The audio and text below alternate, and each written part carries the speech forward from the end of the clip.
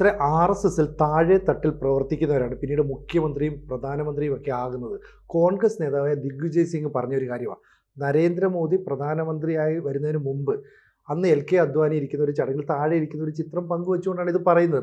ഇതിനെ ശശി തരൂരും അനുകൂലിച്ച് നിലപാടെടുത്തു. ചുരുക്കം പറഞ്ഞാൽ ശശി തരൂരും ദിഗ്വിജയ് സിംഗും ഒക്കെ തന്നെ RSSനെ ഇങ്ങനെ പുകഴ്ത്തുന്നു എന്നുള്ളൊരു സംശയം കോൺഗ്രസിൽ വലിയ ചർച്ചാ വിഷയമാകുന്നുണ്ടല്ലോ. വലിയ ചർച്ചയാണെന്ന് മാത്രമല്ല, അത് RSSനെയും BJPയും പുകഴ്ത്തുന്നു എന്നുള്ളത് മാത്രമല്ലല്ലോ, കോൺഗ്രസിന്റെ അകത്ത് ഈ നേതൃത്വത്തിനെതിരായ പൊട്ടിത്തെറിയും കൂടിയാണത്.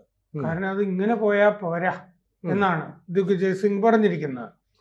ദിഗ്വിജയ് സിംഗ് രാജ്യസഭയിലെ അംഗമാണ്.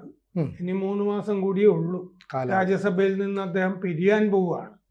അപ്പൊ വേറൊരു ലാവണം അദ്ദേഹത്തിന് ആവശ്യമുണ്ട്. അത് പ്രധാനമാണ് അദ്ദേഹത്തിന്റെ പൊട്ടിത്തെറി നമ്മൾ നോക്കുകയാണെങ്കിൽ. അപ്പോൾ അങ്ങേര് ഒരു ചിത്രം പങ്കുവച്ചിട്ടാണ് ഈ RSSനെ പറ്റി നല്ല അഭിപ്രായം പറഞ്ഞത്. അത് ഈ പറഞ്ഞ പോലെ മോദി ആ ശങ്കർ സിംഗ് ബഘേലയുടെ മുഖ്യമന്ത്രി സ്ഥാനത്തേക്ക് സത്യപ്രതിജ്ഞ സമയത്ത് താഴെ ഇരിക്കുന്ന അപ്പൊ ഇങ്ങനെ നിലത്തിരിക്കുന്ന അപ്പോ ദിഗ്വിജയ് സിംഗ് പറഞ്ഞത് നല്ല പേരുള്ള BJPയുടെ RSSന്റെ ഒക്കെ സ്വയം സേവകര് അവര് പ്രവർത്തകന്മാര് നേതാക്കന്മാരുടെ മുമ്പിൽ നിലത്തിരുന്ന് പോലും മുഖ്യമന്ത്രി ആകാറുണ്ട്, പ്രധാനമന്ത്രി വരെ ആകാറുണ്ട്. നിലത്തിരിക്കുന്ന RSSന്റെ സാധാരണ പ്രവർത്തകൻ പോലും ഇന്ത്യൻ പ്രധാനമന്ത്രിയും മുഖ്യമന്ത്രിയും ആകുന്നു. അതാണ് RSSന്റെയും BJPയുടെയും ഗുണം എന്നാണ് അദ്ദേഹം പറഞ്ഞത്. അതാണ് ആ സംഘടനയുടെ ശക്തി. ജയ് സിയാറാം എന്ന് പറഞ്ഞത്. സാധാരണഗതിയിൽ ഈ ശ്രീറാം എന്നൊന്നും പറയാത്ത ഒരാളാണ് ദിഗ്വിജയ് സിംഗ് ഒരിക്കലും. കാരണം അദ്ദേഹം ഇസ്ലാമിസ്റ്റുകളുടെ കൂടെയൊക്കെ നടക്കാൻ ഇഷ്ടപ്പെടുന്ന ഒരാളാണ്. അത്തരം പൈതൃകവും പശ്ചാത്തലവും ഒക്കെ കാണിച്ചിട്ടുള്ള ആളുമാണ്. MP MLA ഒക്കെ ആയിരുന്നല്ലോ അല്ലേ. ഈ സക്കീർ നായിക്കിനെയൊക്കെ അനുകൂലിക്കുന്ന ആളാണ് ഈ ദിഗ്വിജയ് സിംഗ്. പ്രകീർത്തിച്ചിട്ടൊക്കെ ഉണ്ട് പണ്ട് സക്കീർ നായിക്കിനെ. അപ്പോ ഈ LK അദ്വാനി ഗുജറാത്തിൽ ചെന്നപ്പോ അന്ന് നിലത്ത് മോദി ഇരിക്കുന്ന ചിത്രമാണ് പങ്കുവച്ചിരിക്കുന്നത്. അപ്പോ ഇത് വലിയ കോലാഹലമായിട്ടുണ്ട്. കോൺഗ്രസ്സുകാർ ഉടനെ ചൂടായി. ദിഗ്വിജയ് സിംഗ് പിന്നെ ഉടനെ ഗോഡ്സെയുടെ പേരൊക്കെ പറഞ്ഞു. ഞാൻ അതിൻ്റെ കൂടെ ചേരുവോ എന്നൊക്കെ ചോദിച്ചു. മാധ്യമങ്ങൾ തെറ്റിദ്ധരിച്ചു. ഞാൻ ആ സംഘടനയെ പ്രശംസിക്കുകയാണ് ചെയ്തത്.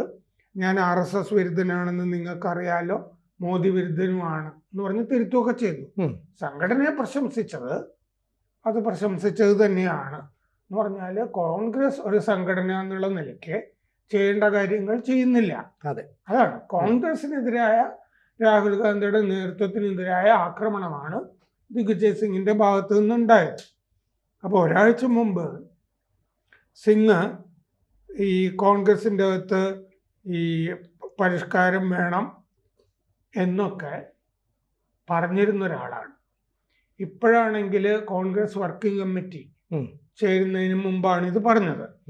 ശനിയാഴ്ചയാണ് കോൺഗ്രസ് പ്രവർത്തക സമിതി ചേർന്നത്. അപ്പോൾ അതിൽ പ്രവർത്തക സമിതി യോഗത്തിൽ ദിഗ്വിജയ് സിംഗ് പറഞ്ഞതായിട്ട് കേൾക്കുന്നത്, രാഹുൽ ഗാന്ധി സാമൂഹിക സാമ്പത്തിക പ്രശ്നങ്ങളൊക്കെ ചർച്ച ചെയ്യുന്നതിൽ അത്യാവശ്യം മിടുക്ക് കാണിക്കുന്നുണ്ട്. പക്ഷെ സംഘടന ഒന്ന് നോക്കൂ, ഇലക്ഷൻ കമ്മീഷൻ പരിഷ്കരിക്കേണ്ടതുപോലെ നിങ്ങൾ ഇലക്ഷൻ കമ്മീഷൻ പരിഷ്കരിക്കണം എന്ന് പറയാറുണ്ടല്ലോ, അതുപോലെ ഇന്ത്യൻ നാഷണൽ കോൺഗ്രസും പരിഷ്കരിക്കണം. വികേന്ദ്രീകരണം വേണം. അതാണല്ലോ ഈ നിലത്തിരിക്കുന്നവരുടെ കാര്യം പറഞ്ഞത്. വികേന്ദ്രീകരണം വേണം. നിങ്ങളെ കൺവിൻസ് ചെയ്യാൻ ഒട്ടും എളുപ്പമല്ല എന്ന് പ്രവർത്തക സമിതി യോഗത്തിൽ ദിഗ്വിജയ് സിംഗ് പറഞ്ഞു. ശരിക്കും പറഞ്ഞാൽ ശശി തരൂർ ഇതിന് സമാനമായ നിലപാടല്ല നേരത്തെ എടുത്തത്. കാരണം ശശി തരൂർ പറഞ്ഞ പല കാര്യങ്ങളും കോൺഗ്രസ് നേതാക്കൾക്ക് എതിർപ്പുണ്ടായിരുന്നെങ്കിലും പരസ്യമായ ഒരു നിലപാട് ശശി തരൂരിന് എതിരെ എടുക്കാൻ കഴിയില്ല. മാത്രമല്ല ഈ വിഷയത്തിൽ തരൂർ ദിഗ്വിജയ് സിംഗിനെ പിന്തുണയ്ക്കുകയും കൂടി ചെയ്യുന്നു. അത് കോൺഗ്രസ് നേതാക്കൾക്ക് അത്ര സൂചിച്ചിട്ടില്ലെന്നല്ലേ മനസ്സിലാവുന്നത്? ഇതെന്താണെന്ന് വെച്ചാൽ മുമ്പ് ഈ കപിൽ സിബൽ ഈ ഗുലാം നബി ആസാദ്, ശശി തരൂർ എന്നൊക്കെ പറഞ്ഞിട്ടേ ഉം. ഈ അരഡസനിലേറെ പേര് ആ. മാറി നിന്നിട്ട് വേറൊരു പാർട്ടി ഉടനെ ആ. ഉണ്ടാകാം എന്നൊരു തോന്നൽ ഒരു കാലത്ത് സൃഷ്ടിച്ചിരുന്നു. ഉണ്ടായിരുന്നു. ഉം. എന്ന് പറഞ്ഞതുപോലെ കോൺഗ്രസിന്റെ അകത്തിപ്പോ നേതൃത്വത്തിനെതിരായ വികാരം ഉയർന്നു വരുന്നുണ്ട്. ഒഡീഷയിൽ നിന്നൊരു MLA അടുത്ത കാലത്ത് സോണിയാഗാന്ധിക്ക് നേതൃത്വം മാറണം എന്ന് പറഞ്ഞ് കത്തെഴുതിയിരുന്നു. അപ്പൊ അയാളെ പുറത്താക്കി കോൺഗ്രസിൽ നിന്ന്. കഴിഞ്ഞ ദിവസം സഹറൻപൂരിൽ നിന്നുള്ള MP പ്രിയങ്ക ഗാന്ധി നേതാവാകണം അല്ലേ എന്നാവശ്യപ്പെട്ടിരുന്നു. അവരുടെ പ്രസംഗമൊക്കെ കൊള്ളാം, കാര്യങ്ങളൊക്കെ കൊള്ളാം. രാഹുൽ ഗാന്ധിയേക്കാൾ ഭേദം അവരാണ്. രാഹുൽ ഗാന്ധിയെ പോലെ അവരെപ്പോഴും പട്ടായയിലല്ല എന്നൊന്നും MP പറഞ്ഞില്ല. ഇതൊക്കെ ആയിരിക്കുമല്ലോ മനസ്സിലുണ്ടാകുന്നത്. അപ്പൊ കോൺഗ്രസിന്റെ അകത്ത് രാഹുൽ ഗാന്ധിക്കെതിരായ ഒരു വികാരം രൂപപ്പെടുന്നുണ്ട്. അപ്പോ ഇത് ശശി തരൂർ പാർട്ടി ഉണ്ടാക്കിയ ദിഗ്വിജയ് സിംഗ് അത് ചേരുവോ? ഇവരെല്ലാവരും കൂടി ഇനി തെരഞ്ഞെടുപ്പൊക്കെ അടുത്ത് വരുന്നു, എല്ലാവരും ചേർന്ന് വേറൊരു പാർട്ടി ഉണ്ടാക്കുമോ എന്നൊക്കെയുള്ള അഭ്യൂഹങ്ങളൊക്കെ വളരെ ശക്തമാണ്. അതേസമയം ഈ ദിഗ്വിജയ് സിംഗിന്റെ പശ്ചാത്തലം എപ്പോഴും ഈ വിവാദങ്ങളിൽ കുടുങ്ങിക്കിടക്കുന്നതുമാണ്.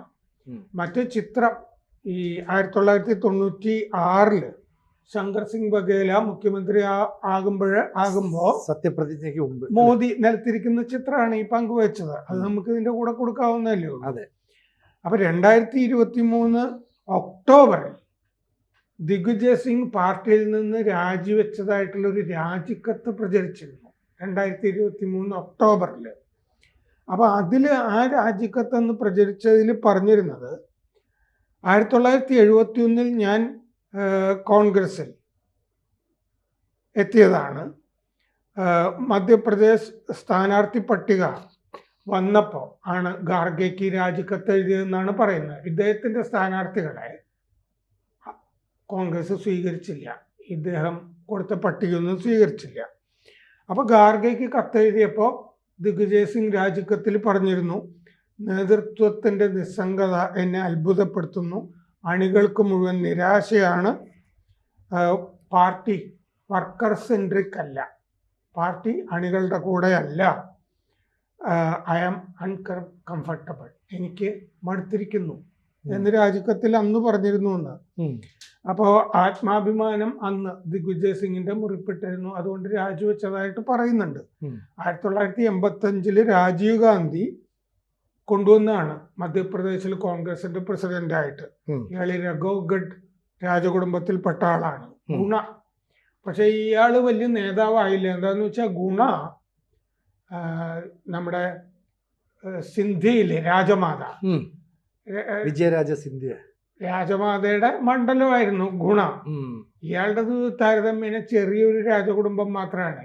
അപ്പൊ അവരുടെ തണലിൽ ഇയാൾക്ക് വളരാൻ പറ്റുമായിരുന്നില്ല അവിടെ നിന്ന്. അപ്പോ രാജീവ് ഗാന്ധി ഇയാളെ എടുത്ത് വെച്ചു. അപ്പോ 2023 അതുപോലെ ഇയാള് 2 തവണ മുഖ്യമന്ത്രിയായിരുന്നു. 2016 ഇയാള് സർജിക്കൽ സ്ട്രൈക്കില് സംശയം പ്രകടിപ്പിച്ചിരുന്നു, മോദി സർക്കാർ നടത്തിയ. 2019 പുൽവാമ ആക്രമണം ഉണ്ടല്ലോ, 40 CRPF ജവാന്മാർക്കെതിരെ, അത് സർക്കാർ തന്നെ നടത്തിയതാണെന്നൊരു സംശയം, വലിയ വിവാദമായി ഇയാൾ പറഞ്ഞിരുന്നു. 2008 ബാട്ല ഹൗസ് ഏറ്റുമുട്ടലില്ലേ, അത് മൻമോഹൻ സിംഗ് നെതിരെ ഇയാൾ സംശയം ഉയർത്തിയിരുന്നു. ആ ഏറ്റുമുട്ടലിനെ പറ്റിയും സംശയം ഉയർത്തിയിരുന്നു. മഹാരാഷ്ട്ര ATS ചീഫ് ഹേമന്ത് കാർക്കറെയുമായി അദ്ദേഹം കൊല്ലപ്പെടുന്നതിന് മുമ്പ് സംസാരിച്ചിരുന്നു എന്ന് ഇയാൾ പറഞ്ഞിരുന്നു.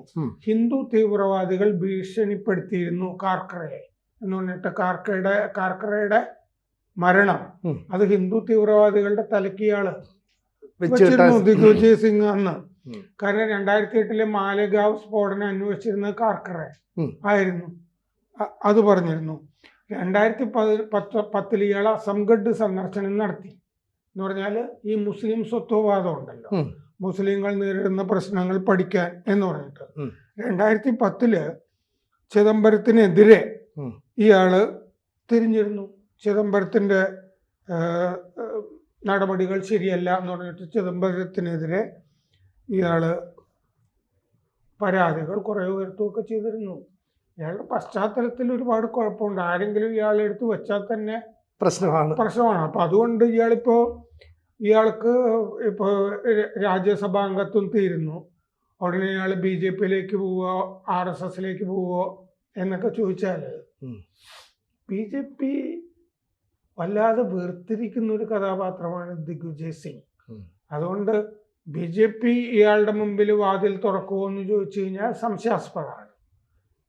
അതേസമയം തരൂരിന്റെ പാർട്ടി പ്രവേശിപ്പിക്കുമോ എന്ന് ചോദിച്ചു കഴിഞ്ഞാൽ പോസിറ്റീവായിട്ട് നമുക്ക് പറയാം. കാരണം തരൂര് കോൺഗ്രസിനെ പറ്റി നേതൃത്വത്തിനെ പറ്റി ദിഗ്വിജയ് സിംഗ് പറഞ്ഞതിനോടൊക്കെ യോജിച്ചിട്ടുണ്ട്. ഇനി ഇവരെല്ലാം ചേർന്ന് അഖിലേന്ത്യാ ദേശീയ തലത്തിൽ ഒരു പാർട്ടി രൂപവൽക്കരിക്കുമോ എന്ന് ചോദിച്ചു കഴിഞ്ഞാൽ നമുക്ക് തള്ളിക്കളയാൻ പറ്റില്ല. എന്തായാലും രാഹുൽ ഗാന്ധിയുടെ നേതൃത്വത്തിനെതിരെ ഒരു പടയൊരുക്കം കോൺഗ്രസിലുണ്ട് എന്നുള്ളത് നമുക്ക് കാണാം. ഈ തരൂരിന്റെ പാർട്ടി ഉണ്ടെങ്കിൽ തന്നെ RSS-ഉമായിട്ട് യോജിച്ച് പ്രവർത്തിക്കാൻ അവർ തയ്യാറുമാകും അല്ലേ? ആ സഖ്യവുമായിട്ട്. കാരണം ഈ ഒറ്റയ്ക്ക് മത്സരിച്ചിട്ട് മൊത്തം സീറ്റിലും മത്സരിച്ചിട്ട് 1% വോട്ട് രേഖപ്പെടുത്തി മാറേണ്ട കാര്യമൊന്നുമില്ലല്ലോ. ഒരു സഖ്യത്തിന്റെ കൂടെ നിന്ന് കഴിഞ്ഞാൽ 2-3 സീറ്റ് അവിടെ ഇവിടെയൊക്കെ കൊടുത്ത് അവര് മത്സരിക്കുന്ന സീറ്റെങ്കിലും സെക്യൂർ ആക്കി വെക്കാൻ പറ്റുമല്ലോ. തീർച്ചയായിട്ടും അങ്ങനെ ചെയ്യാൻ പറ്റും. ദിഗ്വിജയ് സിംഗിനും അങ്ങനെ ചെയ്യുകയാണെങ്കിൽ BJP-യും ചിലപ്പോൾ സഹായിച്ചു എന്നൊക്കെ വരും. അതാണ് ഇപ്പോഴത്തെ സാധ്യത.